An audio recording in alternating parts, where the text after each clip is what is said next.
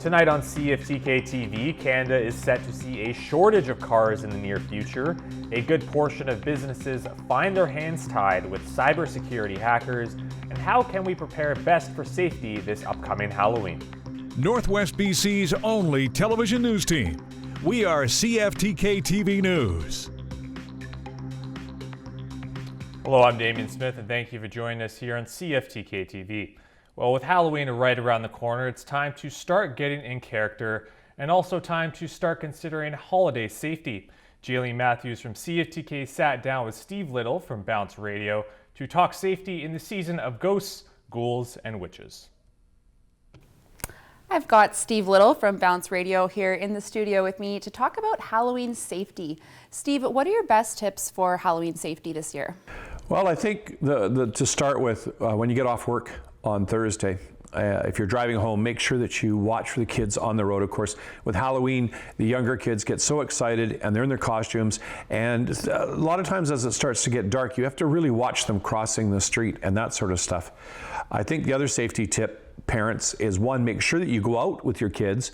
But if you don't, make sure that the costumes aren't black. You know, you want colorful costumes so people can see the kids, that kind of stuff. Again, if you are out trick-or-treating, and no matter what your age is, if people come to the door and they're teenagers, celebrate the fact that they're still dressing up and knocking on your door. Not, it's not just for little kids. If a teenager is willing to go out and do that, make sure that you are hospitable. Make sure that you have lots of light in your driveway and there's a clear path. And of course, if it's raining, parents, make sure that you've got some way for the kids to stay dry. Absolutely. Yeah. For sure. And so I know another big concern people often have is fireworks. What would you say about fireworks? Well, I think with fireworks, the Civic Center in Prince Rupert, the Jim Ciccone Civic Center, has fireworks after 8 o'clock. On Thursday. They have a big Halloween party between 6 and 8, and then afterwards they do the whole thing. I would really go and enjoy corporate fireworks wherever they're having them, as opposed to getting your own. I know a lot of places now you're not allowed to shoot fireworks without a permit, and really the days of having fireworks, they just scare the daylights out of the neighborhood pets. The fireworks used to start at 3 in the afternoon, and they would go all night long. I could come to work in the morning and people would have fireworks at 4:30 and 5 in the morning. Well, my pets would just shake. And people, make sure that you've got your pets in the house and they're secure. If people are knocking on your door, make sure that the dogs are way away from the people as you answer the door. Make sure that you've got your pets inside. So between fireworks and pets, make sure that you keep them safe. Instead of buying fireworks, why don't you buy a couple of cans of dog food, cat food, and donate them to a local shelter? That's a better way to spend your money. Now, coming up on November 2nd from 10 a.m. to 2 p.m. at the Nishka Hall in Prince Rupert, the city will be hosting its first ever Pet Expo. Their goal is to raise awareness to the many local stray cats as well as money for the city so that they can require the funds to get to work on both neutering their gradually growing population of feral cats. The event is being brought to life by the efforts of different organizations and animal business owners in the local area. And the event is set to include animal merchandise, face painting, animal puzzles, a children's coloring station, and more. Now, businesses around Canada have ended up with their hands tied over the last year or so due to cyber attacks, with many of these hackers demanding a ransom. And though this is nothing new in a digital age, these attacks appear to be more successful than you may think. Here's Rachel Crow-Spreading Wings with CTV. Statistics Canada found that some businesses paid a ransom of more than $500,000 after a cyber attack last year. Cyber insecurity is the problem of our time, and it's getting worse. Unfortunately, more of us are falling victim to cyber criminals, whether we're individuals or organizations. The amount of money that's being lost is spiraling out of control. More than 12,000 businesses were surveyed for the report. Last year, it was estimated 2% of Canadian businesses were reported as targets for ransomware. Ransomware delete the things, and they encrypt the whole infrastructure, and they ask money to the business. And there's no way to decrypt this whole data. Then sometimes companies just pay all the money. While most didn't make a payment, 12% did give money to the attackers. It opens up a hornet's nest of additional risk, and unfortunately, cybercriminals know this all too well, and they're boring in on their weakest victims. 84% of payments were under $10,000. 4% of businesses dished out over $500,000. What's particularly troubling here is that the dollar figures are growing so quickly, doubling, tripling year over year. Billions of dollars being spent to both prevent this kind of thing from happening and then recovering from it after. And so, we aren't prioritizing cybersecurity to the degree that we should. Only 13% of businesses who fell victim to cyber attacks actually reported it to police, but that number is up from 10% in 2021. The reason I can imagine from the company side who don't report is maybe they don't want to give the bad impression to the customers, Canadian businesses spent more than $1 billion recovering from cybersecurity incidents last year and 10 times that on prevention and detection. Rachel Crowe, Spreading Wings, CTV News, Edmonton. Now, after spending about a month sending out public notes about their turbidity levels in their water, the District of Kitimat recently made the choice to lift their water quality advisory. A boil water notice was initially put out in the later part of September because the elevated levels that came after the North Coast was hit with a major amount of rain, leading to some high stream flows and even a different advisory being put into place. The boil notice eventually downgraded to a water quality advisory by October 10th, which was there to ensure that certain people, like those with weaker immune systems, young kids, pregnant women, and senior citizens, kept boiling their water to stay safe. Coming up next, a man waited for back surgery for 6 years and now has to go international to get it done.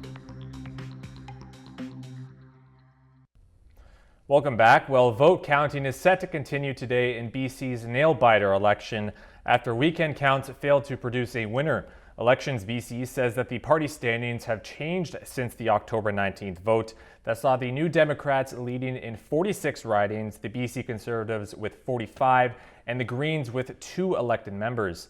A sudden shift has helped to increase the NDP seat count to 47, with the Conservatives dropping to 44 at the moment.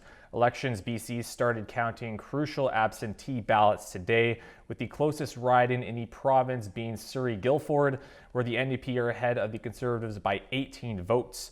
One party needs 47 seats to form a majority government in BC's 93-seat legislature. Now, a man in Winnipeg has been waiting for a surgery for over 6 years now and has had to broaden his horizon a little bit by looking into the international market. Alex Karpa from CTV News has the rest of this story. It's been a long and painful journey for Winnipegger Shane Komar. He has waited nearly 6 years for back surgery and decided he can no longer wait. Well, my best friend Dan Precourt said, enough's enough. You need to get your back surgery done and you need to go to Germany. Komar said the pain began in 2016 and it just kept getting worse from there. He said doctors have not been able to tell him the source of the injury. A CT scan back in 2018 revealed the need to have 2 vertebrae fused and 3 discs replaced. I haven't been able to work, so we've had to dip into our retirement savings. We borrowed some money from some friends and family, and it's like I need to get my back fixed so that I can get back out there, get a job, and start feeling like a normal human being again. Komar will be going to Germany for his surgery at the end of November, but he says the cost is immense. The price tag for my back to get fixed, not including airfare, is just over $60,000. Komar is one of many Manitobans who have had to seek surgical procedures outside of Canada. Orthopedic surgeon Dr. Matthew Fredericks in Fargo, North Dakota, says he is seeing more and more patients from Manitoba on a consistent basis. It's going to be 18 months to 2 years, and they can come down and I can see them the same day, or see them one day and do their knee surgery the next. One of Komar's best friends set up a GoFundMe page to raise money for the surgery, which is over $18,000. While thankful, Komar wishes this could have all been avoided with a timely surgery in his hometown. For whatever reason, 6 years later, I'm still waiting.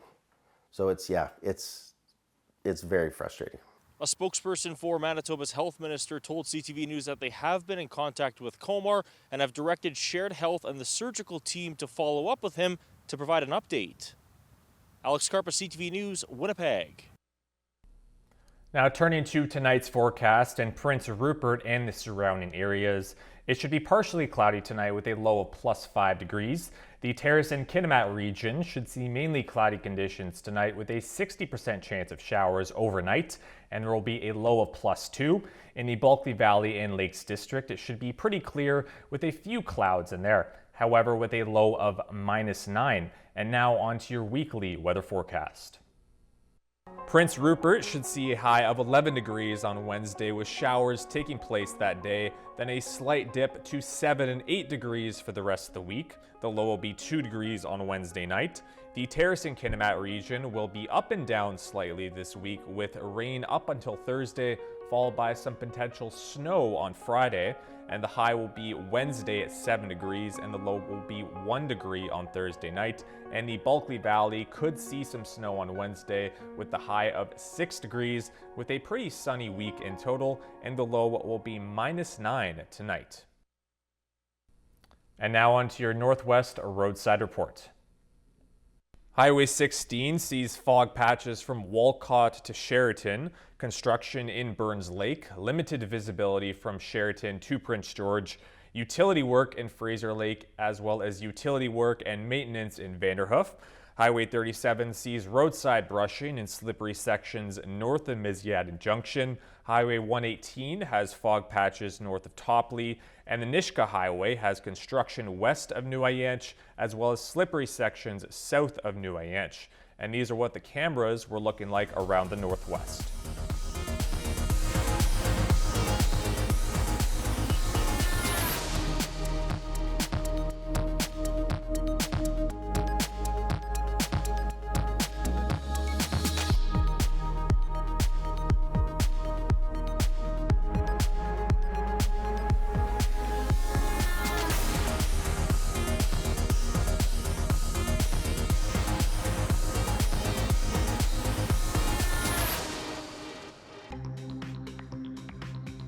Still to come, shortages of car manufacturing may be a cause for concern in Canada.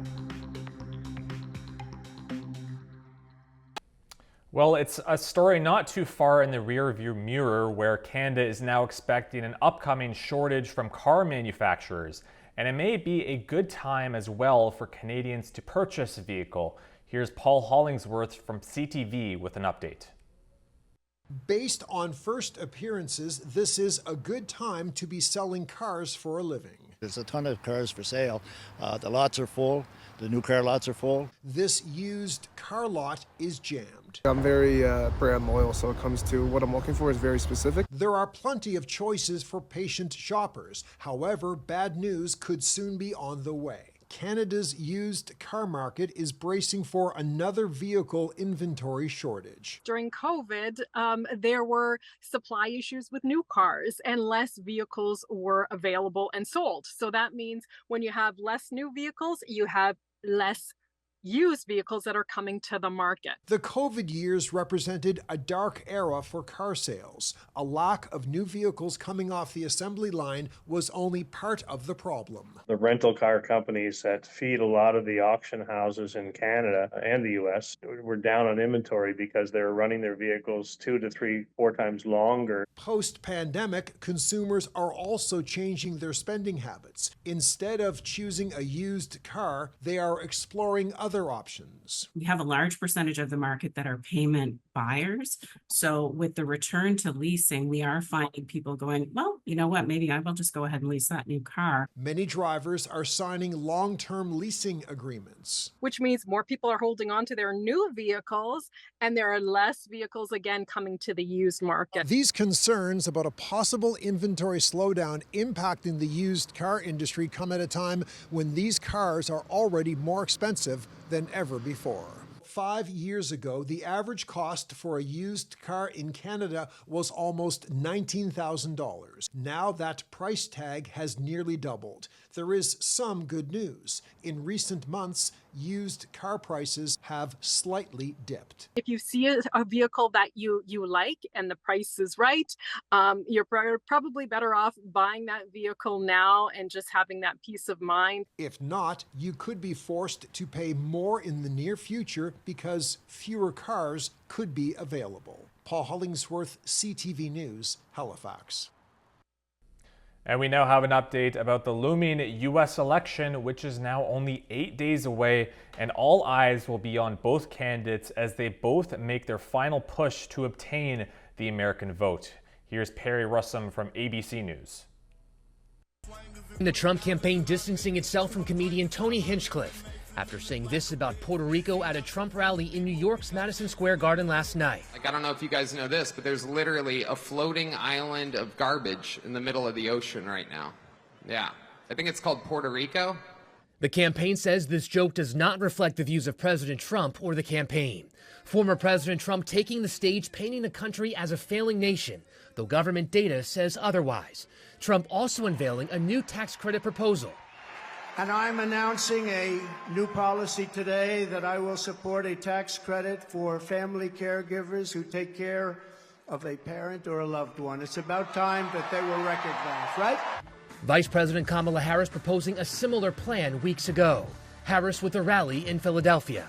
We understand we have an opportunity before us to turn the page on the fear and the divisiveness that have characterized our politics for a decade because of Donald Trump. A new poll from ABC News and Ipsos shows Harris with a slight lead, 4 points nationally among likely voters. Trump is strongest on the economy and the border. Harris is most trusted on protecting democracy and abortion rights. When it comes to personal attributes, including mental sharpness and honesty, it's Harris ahead of Trump. Former President Obama on a Zoom call last night with the group Win with Black Men, raising more than $1 million in 4 hours. Former First Lady Michelle Obama defending Harris over the weekend in Michigan. Some of us are choosing to ignore Donald Trump's gross incompetence while asking Kamala to dazzle us at every turn. And now we turn our attention to the stock market. The Canadian dollar is down about 1/10 of a cent. The price of gold is down 80 cents. Oil is down $3.72. Natural gas is down 27 cents. Aluminum is down 42. In Toronto, the TSX is up about 102 points. The Venture Index is down about 3. In New York, the Dow Jones is up 273 and NASDAQ is up 48.58. Still ahead, Prime Minister Justin Trudeau does not call it a federal election. Now, what's coming next? Welcome back. Well, just at the end of last week, Prime Minister Justin Trudeau announced that he will not be stepping down as the Liberal Party's leader. Colton Prale of CTV News in Ottawa now has a federal update on what is next to come. Good morning, Mark. Staring down a pair of ultimatums, Justin Trudeau is defiant. That'll happen with me as leader going into the next election. Members of his own party gave him until Monday to decide on his future. It took Trudeau just 18 hours to reject them. Get away from that inner circle. Talk to your friends.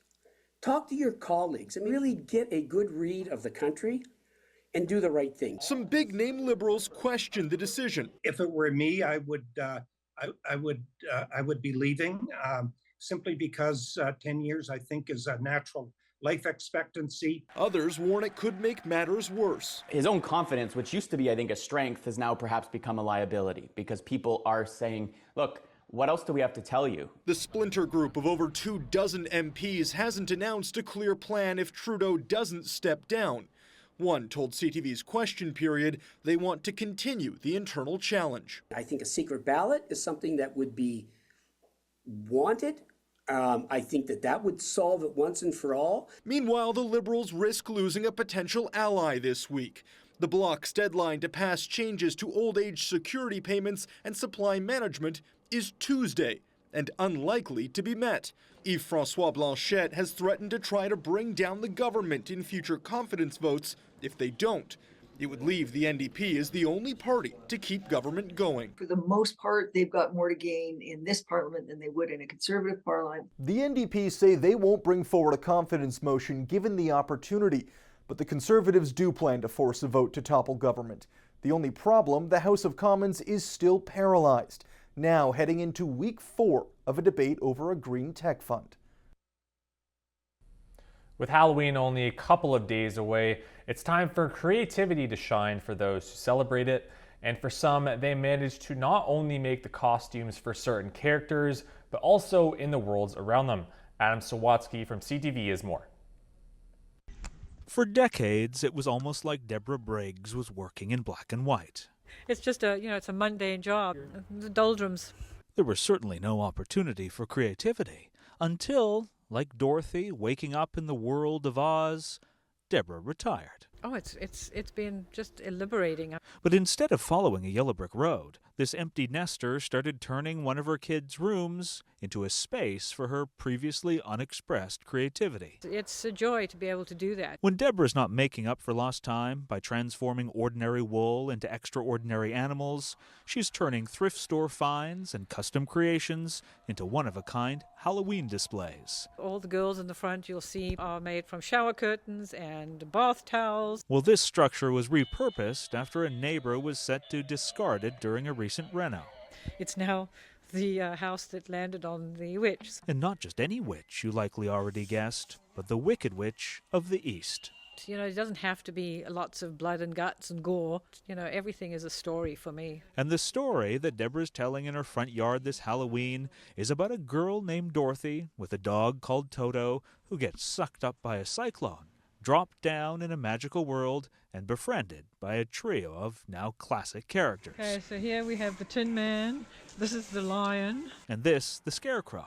Although sometimes they're Deborah's now adult kids returning home to dress in costume to help our ruby slipper-wearing heroine outsmart the Wicked Witch of the West and uncover the truth about the Wizard of Oz, all the while inviting hundreds of visitors to donate thousands of dollars to local charities. The world is very precarious right now, and I think people need to smile a bit more and need some joy. And if we can connect with our creativity and use it to help others, Deborah says, we just might find that instead of longing to be somewhere over the rainbow, we're celebrating there's no place like home. Adam Sawatsky, CTV News. The family of a BC teen who committed suicide after facing bullying and extortion online has joined an American lawsuit that says their children suffered physical and mental harms because of social media. Port Coquitlam's Amanda Todd died after being blackmailed and harassed by a Dutch man for years, starting when she was 12 years of age. Her family is one of 11 named in a lawsuit filed in the Los Angeles County Superior Court, which alleges that some of the world's largest technology companies knowingly designed and marketed defective products to kids to boost engagement numbers. It alleges companies could have taken steps to make its products safe for minors and prevent strangers from interacting with kids. Now, frozen waffles sold in BC are joining the growing list of brands that have been recalled in Canada throughout the past week because of possible listeria contamination. From the Canadian Food Inspection Agency, they say that waffles were sold in British Columbia but may have also made their way to other areas as well. Dozens of frozen waffles were also recalled a bit earlier over some similar listeria concerns. Well, that will be all for tonight's cast. Thank you very much for tuning in, and good night.